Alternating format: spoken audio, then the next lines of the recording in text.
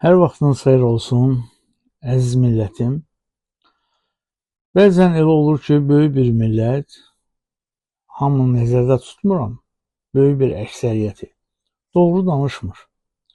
Amma bir nəfər görürsən, doğru danışır.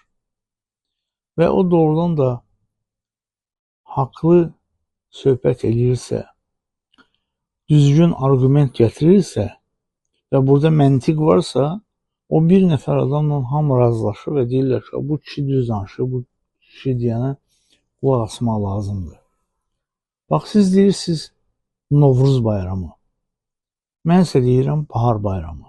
Mən tək bax deyirəm bahar bayramı. Hər yerdə də çıxışlarımda, konsertlərimdə, toylarda deyirəm ki, bahar bayramı. Amma siz böyük əksəriyyətiniz deyirsiniz ki, Novruz bayramı. Deyirsiniz 10 milyard ildir, 100 milyard ildir, bilmirəm. Bahar gəlir. Baharın qarşısını almaq mümkün deyil. Hər ilin o vaxtlar ola bilər qədimdə təqvim olmayıb, amma indiki təqvimlə martın 20-si, 21-i bu bahar gəlir.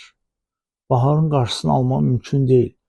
Və baharda mütləq qan qaynayan dövr olduğuna görə şirniyyat yeyirlər, qoz fındıq yeyirlər. Bu, insan orqanizmi üçün lazım olan zəruri şeylərdir. Niyə görə biz bu baharın gəlişini fransızlaşdırmalıyıq, ingilisləşdirməliyik, ruslaşdırmalıyıq, italyanlaşdırmalıyıq, farslaşdırmalıyıq? Ha, bu nov fars dilində yeni deməkdir, ruz gün deməkdir. Əvvəllər qəzet buraxırdılar İranda, ona ruznamə deyirdilər. Hər gün çıxdığına görə ruznamə deyirdilər. Məsələn, söz var, belə bir söz var ki, Allah ruzu bol eləsin. Yəni, gündəlik qazancığı bol eləsin. Yəni, Novruz yeni gün deməkdir. Farslar da otururlar orada, bizə gülürlər ki, bütün Türk dünyası bizim bayramımızı eləyir, Novruz. Bu bizə lazımdır. Əvvəllər ruslar bizi barmağına doluyurdu, indi də farslar.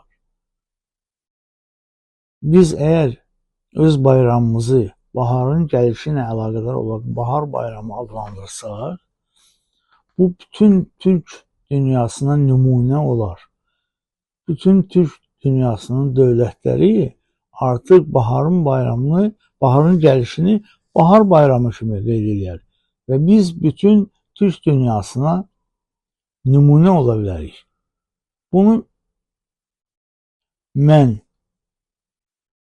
Mirzə Ağayev adına Azərbaycan Dövlət İncəsənət Universitetini bitirən bir adam anlayırsa, bəs bizim bu böyük icra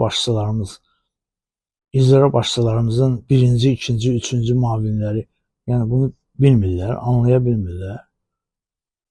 Özünüz bilərsiniz, məndən demək. Amma vaxt olacaq, deyəcəksiniz ki, rəhmətli o kişi düz deyirdi, elə bahar bayramı olmalıdır.